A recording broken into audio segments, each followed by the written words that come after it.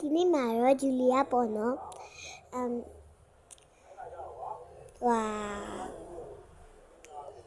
update အတစ်တွေကွာဒီလား update အတစ်တွေထွက်နေရဆိုရဲပုံစံလေးပေါ့နော်ဘလို့ update တွေထွက်နေလဲဆိုလေးကိုပြပြတော့မှပါပြီးတော့လေမုတ်တွေလည်းပတ်စားကြမှာဆိုတော့ဆက်လိုက်အောင်ခဏဆောင်ပါမယ်နော်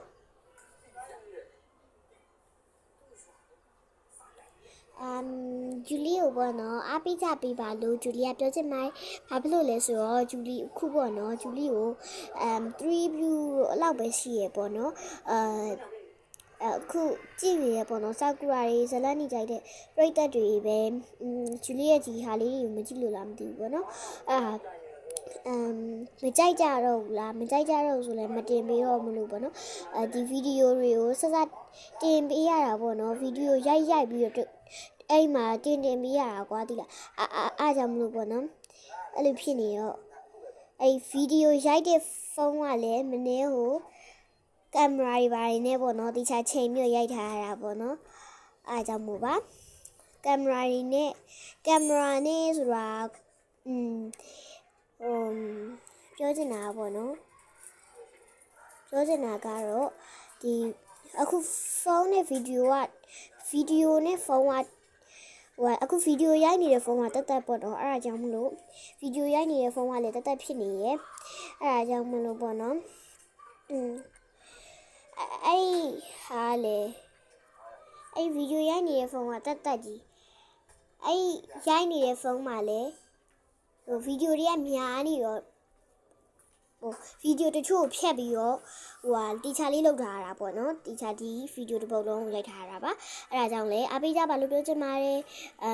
စချင်းဆိုလို့ရှိရင်ပေါ့နော်3 view ပဲရှိရယ်အဲ့ဒါကြောင့်စိတ်မကောင်းပေါ့နော်အဲ့လိုမျိုးအဲ့ကြောင့်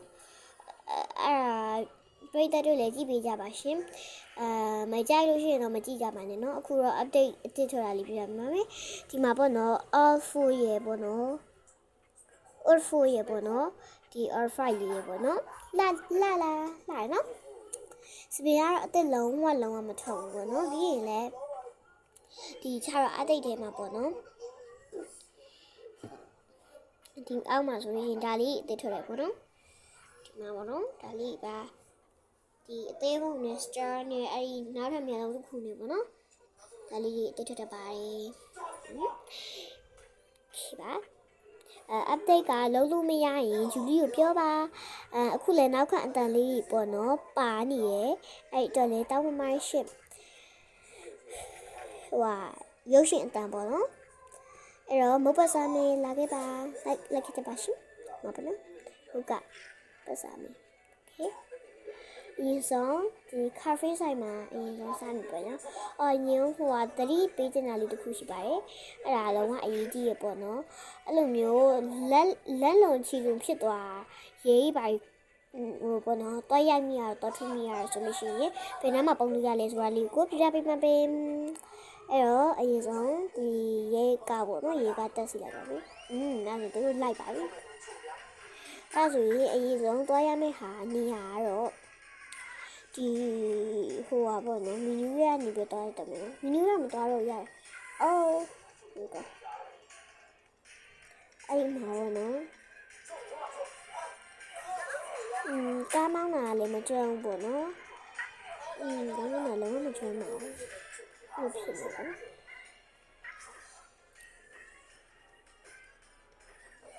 ခုလေဒီချာကိုမောင်းနေရတယ်ပေါ့နော်ဒီဘက်ကလေဗီဒီယိုကထောင်ပြီးရိုက်နေရတာဖြစ်ပါတယ်နော်အတန်နေပါတိုးသွားလို့ရှိရင်လည်း comment မှာရေးပြလို့ရရနော်ပြီးတော့လည်းမေးပြီးသွားလို့ပေါ့နော်မေးပြီးသွားကြပါလို့ပြောချင်တယ်ပေါ့နော်ဘာကြီးမေးပြီးသွားရမှာလဲဆိုတော့အဲ့လိုမျိုးပေါ့နော်လေးတင်ပေးပါလားဒီလေးတင်ပေးပါလားလို့ပေါ့နော်အဲ့လိုစပင်းနေတဲ့လုံးကြီးဒီပြပါလို့ပြောပြပါလားလို့ပါတော့ပေါ့နော်အဲ့လိုမျိုးလေးမေးခဲ့ပါရှင်ဖြည့်ပေးခြင်းလို့ပါဂျူလီယာကိုတကယ်ဖြည့်ပေးခြင်းနေရပါအဲ့ဒါကြောင့်မလို့ပေါ့နော်ပြီးတော့လေဂျူလီပေါ့နော်ဒီမှာလက်ပေါ်နေရဆိုတာကလည်းပေါ့နော်လက်ပေါ်နေရဆိုတာကလည်းဒီဘက်ကဗီဒီယိုကတခုကထောင်ပြီးရိုက်နေရတယ်အဲ့ဒါလည်းပါတယ်ပေါ့နော်ဗီဒီယိုတခုကလည်းထောင်ပြီးရိုက်နေရတည်ရပြီးတော့ဒီဘက်မှာလည်းစော့နေရတယ်ဆိုတော့ပေါ့နော်လက်ပါနေရပါမမယူလို့ပါလို့လိုမျိုးလက်မပါပဲနေတော့ဇ ရိုက်လို့အဆင်ပြေလို့ပါအဲ့တခုကိုတော့အနူးမျိုး sorry ပါလို့ပြောချင်ပါတယ်နော်ကဲအခုဆိုရင်ဆူရှီဆိုင်ပေါ့နော်ရောက်တော့ပါပြီလူကြီးကိုမပြောလိုက်ပါမယ်ရှင်အားပေးကြပါလို့နော်ဂျူလီကအားပေးမှကြိုက်တာနော်အားမပေးလို့ရှိရင်နောက်ထပ်ဗီဒီယိုထပ်မတင်လေးပဲနေလိုက်ပါလားတကယ်ယူအားပေးကြပါလို့ပြောချင်ပါတယ်နော်ဒီနေရာလေးပါဒီဆူရှီဆိုင်ပေါ့နော်တက်ပြီပါနော်ဒီဆူရှီဆိုင်ရဲ့ဒီခေါင်မိုးပါဒီခေါင်မိုးဒီအပေါ်မှာပေါ့နော်ဝင်လာလိုက်ပေါ့နော်ဝင်လာလိုက်ဘာမှစိတ်မပူနဲ့ကွာဒီမှာဆိုတွေ့လားဟန်ကြပြီးတော့အောက်မှာထိုင်ကထားတော့လေကိုကရက်နေတယ်လို့ပဲဖြစ်နေရပေါ့နော်အဲ့လိုမျိုးဖြစ်သွားပါပြီဆိုတော့နောက်တစ်ခုကတော့ home girl တည်ရမလား home girl မှာဒီလိုဒီမှာပေါ့နော်ဒီနားမှာရက်လိုက်မယ်ဆိုလို့ရှိရင် Asian Sweet ဆိုရဟာရှိရမှာပေါ့နော်အဲ့ဒီဟာလေးစာရင်းလေးပေါ်လာ Asian နှိပ်တာပြောလို့ရှိရင်နော်အဲ့ဒီလေကားလေးကြောက်လာအပေါ်တက်လိုက်တာပို့ကတော့မီနူးရဲ့ဝေဖိုင်းပြောင်းလိုက်ပါ home girl ကိုတော့ပါမီနူးရဲ့ကနေပြီး home girl တော့ပါမီနူးရဲ့ကနေ home girl တော့ bro okay အရှင်ပြန်နေလိုက်ပါအားဆုံးလေးကရတော့ပြပေးသွားပါပြီဒီမီနူးရဲ့ကနေပြန်သွားပါ home bar တော့ပါ okay ဟာဒီပေါ့နော်ကဲပြောလိုက်ပါ okay အားဆိုလို့ရှိရင်ကဲကဒီမှာလေးကပိတ်သွားပါနော်လုံးဝ okay အဲ့လိုမျိုးပေါ့နော်နောက်တစ်ခုကတော့ဟိုစေးဆိုင်မှာဒီဆာကူရာဘလာဘလာဘလာနော်အဲ့ဟာတော့စာမဖတ်တတ်ပါဆာကူရာပဲဖတ်တတ်လို့ပါအဲ့လေ sorry ပါလို့နော်ဒီမှာပေါ့နော်ဒီခေါင်းမိုးအပေါ်မှာဒီဟာလေးရှိရလေအဲ့ဟာလေးဝင်လာဝင်သွားလိုက်ဘာမှမလို့ဟိုဟာဇာဘူးထိုးနေပါလေမလို့ဇာဘူးထိုးတော့တည်ရမလားဟိုဟာလေးလေခြေတော့ခေါ်လို့ဟာလေးလေအဲ့ဟာလေးပေါ့နော်ဒီဘက်မှာတရားထိုင်တာလားဘာလားတော့ဂျူလီလည်းမသိပါဘူးအဲ့ဒါလေးပေါ့နော်ဒီထဲဝင်လာဝင်လိုက်ဒီဖန်တဲ့ကိုပေါ့နော်ဝင်လာဝင်လိုက်လုံးဝ it's okay sushi bar ရေရလူပဲပေါ့နော်လူဖန်ကထားပြီးအဲ့လိုဖြစ်နေရပါရေလုံးဝမမြင်ပါနောက်တစ်ခုကတော့ pool ပေါ့နော်မီယူကနေပြီးတော့ POO pool ဆိုရဲနေရာတိုင်းပါ okay အတန်နေတိုးနေရှိရင်လည်းအတန်ကိုအစမပြေရလေးရှိလို့ရှိရင်လည်းကောမမရေးပေးသွားကြပါနော်โอเคဒါလေးကတော့ဂျူလီယာပေါ့နော်လုံးဝအကောင့်နေပါတယ်လည်းမဖွင့်ရသေးပါဘူးမမဆာရာတို့မမယူနုတို့အကောင့်ကိုပိုင်အကောင့်မဖွင့်ရသေးဘူးပေါ့နော်မမေရဲ့ဟိုဟာနဲ့မမေရဲ့အကောင့်နဲ့ဒီမှာတင်တာပါအပိကြနော်ဒီစာဘူးထုံနဲ့ဒါကတော့စာဘူးထုံလို့တာပေါ့နော်ဒီမှာထိုင်လိုက်ပါမီနူးရဲ့ဝင် plus တဲ့ကိုပြန်ဝင်စာဘူးထုံပြန်နေပြောလို့ရှိရင်ဒီမှာတန်းဟိုဟာနေနေတယ်ပါအဲ့ဒါမနေနဲ့လုံးဝမမြင်ဘူးပေါ့နော်စေတနာနဲ့ပြပြပါရုပ်ရှင်အသားလေးကျဲပေါ့နော်ဒါမဲ့โอเคဒီမှာရတာပြီပေါ့နော်ဒီမှာလည်းဖန်လေးကာထားလို့ပေါ့လုံးဝရဲရောင်ပြောသွားတယ်မသိဘူးโอเคခေပါနားလေအဲ့လိုမျိုးဗီဒီယိုလေးတင်ပေးမယ်ပေါ့နော်โอเคအဲ့ဒါမုတ်ပတ်ဆောင်ဖို့အချိန်လည်းမရတော့ဒီမှာပြေးနေရတော့မှာဆိုပေါ့နော်အဲ့တော့ဖတ်တူတိုက်တယ်ပဲပြန်လို့တော့နော်ဒီနော်နော်ပေါ့နော်အင်းကြီးလေးရလေရုံးမှာလှရပေါ့နော်ဟိုဟာယောက်ျားလေးစပင်နဲ့လောက်နေလေပြောပြမယ်နော်โอเคဒီဝက်ဆောင်ဝတ်ထားပါပြပေးမယ်နော်ဂိမ်းကိုဖြတ်လိုက်တာလည်းမမိုက်ဂိမ်းကိုဖြတ်လိုက်တာလားလူမီးမဆူလို့ပေါ့နော်အဲ့ဒါဟုတ်ပါရဲ့ခဏဖြတ်လိုက်တာပေါ့နော်ဟိုဖုန်းနဲ့မှာဟိုအဲ့ဂိမ်းအများကြီးပဲ YouTube တွေရောဘာလာအများကြီးပဲထောင်းထားရပေါ့နော်သူက Instagram စန့်တော့ဖြစ်နေရဖုန်းက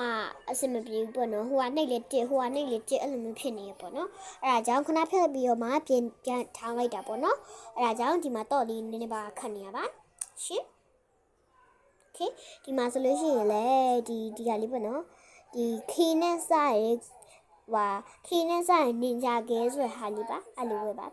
ဘာလို့ရှိရင်တော့ဒီမှာ character change ဆိုတဲ့ဟာလေးပေါ့နော်ဒါလေးပါဒီမှာပေါ့နော် character change ဆိုတာလေးပါဂျူလီလက်မထောက်ထားတဲ့ဟာလေးပေါ့နော်အဲ့လိုနှိပ်လိုက်ပါဘာလို့ရှိရင်တော့ဒီမှာပေါ့နော်ဒီဘွားရဒီ police officer ဆိုတာလေးနှိပ်ပါဘက်ကိုပြတာပါဟိုနိုင်မပေါ်နော် ကဲနေစာမမပြီးဒီမှာပေါ့နော်တွေ့လားအဲ့လိုမျိုးကြီးဖြစ်နေတာပေါ့နော်ဒီဖုန်းရပ်ပေါ်နေဗီဒီယိုရောက်တဲ့ဖုန်းအမေရပ်ပေါ်နေပါတယ်အခုတက်ဂိမ်းဆော့ပြနေတဲ့ဖုန်းကတော့အကြီးလေးဖြစ်ပါတယ်အဲ့တော့ point home တာပါမယ် home point ပါ okay ဟိုမှာတော့သူ့ကိုမပေါ်နော်ဟိုဟန်လေးလုပ်လိုက်ပါပြီးတော့ clone နှိပ်ပါမပေါ်နော် clone နှိပ်လိုက်ပါဟို action ဆိုတာလုံးနှိပ်ပါပေါ်လို့ရှိရင်နည်းပြေးလိုက်ပါနော်ပြေးလိုက်ရခုနထော့လီပေါ်လာတာပေါ့နော်ပြီးသွားရင်လေအဲ့ဒီ new taste ဆိုရဲပေါ့နော်Hollyပေါ့နော်Holly ပြပြပါရှင် okay ဒီမှာထော့လီပေါ်လာဟိုဟန်ထပ်နေလိုက်ပါပြီးသွားရင်တော့သူ action လုပ်လိုက်ပါပြီးတော့ clone နှိပ်လိုက်ပါပြီးသွားရင် blind လုပ်လိုက်ပါ menu ရဲ့ကနေ blind ပြလိုက်ပါနော် bro okay ဒီမှာဆိုအဲ့ blind ပေါ့နော်ချီချူပါမယ်you look nice ဆိုဖာညာတရကပါနော် you look nice ဆိုပြလိုက်ပါမယ်ပြီးတော့ t-shirt လေးစပေါ်လာရင်တော့ t-shirt လေးမှာစောပေါ့နော်ဒီဟာလေးကိုလဲရပါမယ်ရှင်ဒါကကိုရိုင်းတီးတက်နေရလည်းမဟုတ်ပါဘူးနော်သူများရှိရကြည့်ထားပါဒါလေးလဲလိုက်ပါပြီးတော့ carry ဆိုခလုံးပေးလိုက်ပါပြီးတော့ menu ရဲ့ဝင် scale ပြ okay ပြီးတော့ဒီ brown ကိုချီပါမယ် carry ပေါ့နော်ဒီမှာဆိုလက်တန်တိုင်းဖြစ်သွားရင် action လုပ်လိုက်ပါsorry ပါဒီမှာ blind ပြလိုက်ပါနော်ပြီးတော့ action ကို close နှိပ်လိုက်ပါပေါ့နော်ဒါလို့ရှိရင်တော့အဲ့လက်တန်တိုင်းနဲ့ပဲ blind ကိုထဲကိုပြန်ဝင်မယ်ပေါ့နော်ဝင်ပါမယ်ပြီးတော့ဒီကပ်hey လေးကိုလေးပါမယ်ရှင်ခေပါပြပြီမယ်နော်ကိုကြိုက် hey ပဲလေးกว่าဒီလားဒီ hey လေးလေးလိုက်ပါအဲ့ဒါဆိုရင်တော့ ground ဖြစ်သွားပါပြီအဲ့ဒါဆို close လေးပါမယ်ရှင်မပေါ်တော့ဒီအများကြီးပဲခတ်ထားပါအဲ့တော့မေပေါ်နော်ဒီမှာတွေ့လားဒီမှာအပြတစ်ခုအမဲတစ်ခုဖြစ်သွားပါပြီရှင်တိတ်မမြင်ရတာတို့ကိုကကြည့်ရတာတိတ်အဆင်မပြေတာတို့ဆိုလို့ရှိရင်ပြောပါနော်နောက်ဗီဒီယိုမှာအတန်တိတ်တဲ့နေရာလိုက်ရိုက်ပြီးမယ်ပေါ့နော်โอเคဒီမှာပေါ့နော်ဖြစ်တာပါပြီအဲ့ဆိုတော့အဲ့လိုမျိုးလောက်ရတာပါโอเคပါဒီမှာပေါ့နော်အဲ့လိုမျိုးဖြစ်တာပါပြီကဲပေါ့နော်ကဲရတော့ပါ7တက်လောက်နီးတို့3တက်လောက်နီးတို့လာနားမလေတာတွေပါတယ်ဆိုလို့ရှိရင်လည်းပြန်ရှိပြဖို့အတွက်ကောင်းမှရေးပြီးသွားလိုက်ရပါတယ်နော်7တက်လောက်နီးမှာဆိုရင်2ပြုတ်ပဲရှိပါတယ်ပြီးတော့ Sakura School Game 2024ရဲ့ဒီဇင်ဘာ2025 2026 2025အဲ့ဒါလည်းပေါ့နော်3 view တို့2 view တို့1 view တချို့ဟာတွေဆို0 view ပဲရှိရပေါ့နော်0ပဲရှိပါတယ်အဲ့ဒါကြောင့်လည်းအဲ့ဒီဟာလေးကိုလည်းအပိချက်ပအောင်တပုတ်ကတော့3 view ဖြစ်နေတဲ့အတွက်အရင်မှပြောပါတယ်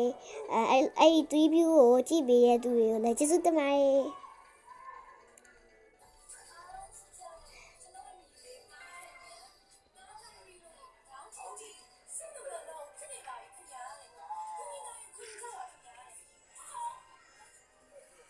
ဟုတ်ကဲ့ပါဒီနေ့ဗီဒီယိုလေးကတော့ဒီလောက်ပါပဲဒီနေ့ဗီဒီယိုလေးကတော့ပေါ့နော်ဒီလောက်ပါပဲရှင်နာလေးဒီလိုမျိုးဆာကူရာပုံမြင်လေးတွေဆာကူရာပုံမြင်လေးတွေကျင်းနေပြပါလို့ရှိရင်လေပေါ့နော်အဲ့လိုSakura ပုံမြင်လေး Sakura ဇလန်းလေးတွေကြည့်ချင်ပါတယ်ဆိုလို့ရှိချင်ပါတယ်ဆိုရဲတဲရုံးလေးလည်းဒီမှာ like subscribe လေးလည်းလုပ်ပေးသွားပါအောင်နော် like subscribe လုပ်ပေးသွားရင်တော့ like subscribe လုပ်ပေးပြီးတော့ဂျူလီရဲ့ဗီဒီယိုတွေကိုအများနဲ့စောင့်ကြည့်ပေးနေတဲ့ပရိသတ်လေးတွေကိုဂျူလီကအများသင်ပေးနေမှာပါဒီဗီဒီယိုပေါ့နော်အခုလည်းနေ့စဉ်နေ့တိုင်းတင်ပေးပါမယ်အခုလည်း2လပိုင်းရောက်တော့မယ်ပေါ့နော်အခု1လပိုင်းရှိနေပါပြီဆိုတော့2လပိုင်းနွေရာသီကြလို့ရှိရင်လည်းအဲ့လို3ပုတ်4ပုတ်ပဲတင်ပြတာပေါ့နော်အဲ့ဒါတွေကိုလည်းအများကြီးနေ့စဉ်နေတိုင်းပဲနွေရာသီကြရင်နွေရာသီကြောင်းပြည့်ကြရင်ဂျူလီတင်ပြပါမယ်လို့ပြောချင်ပါတယ်ဆိုတော့အားလုံးပဲဘိုင်ဘိုင်